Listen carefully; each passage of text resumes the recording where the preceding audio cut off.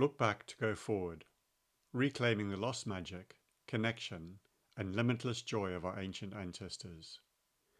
20,000 years ago, a tribe of men and women were walking through a thick forest. They all had a strong bond with each other. They were deeply connected. They could speak to each other telepathically. They could feel each other's energy and presence. While they were hunting, they did not need to whistle or shout at each other.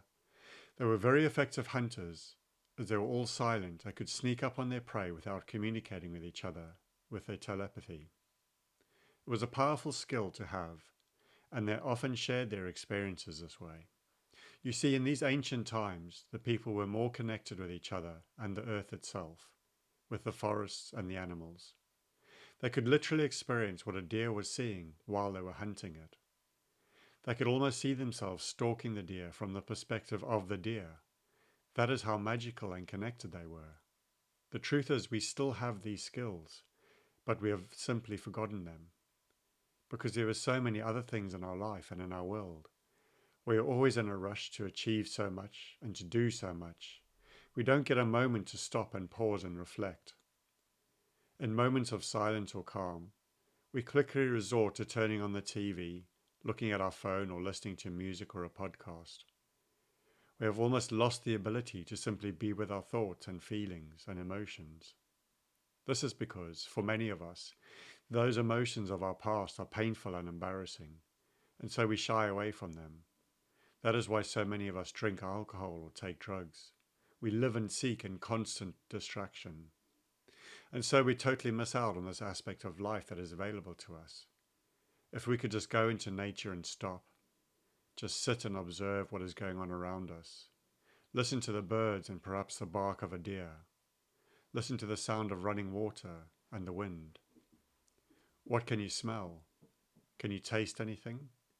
When we sit in nature and are still, our senses start to reawaken. We become aware of what's going on around us. Our awareness deepens. We see beautiful trees gazing upon us. Their years of wisdom and experience far outlasting our own experience. For them, everything happens slowly, but this slowness gives them the gift of time. They see you walk past, and they can sense the goodness in you. They can see the purity of your heart, but they also see your dark side, your struggles and your pain.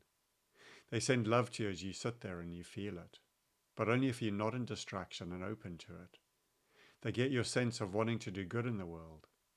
They sense your anger at the destruction of the planet, how mankind has taken over and destroyed everything in their path, digging deeper mines, killing thousands of trees to build a road or a train track, taking the habitat away from wildlife, including insects and birds, and building in order to build their own houses and factories.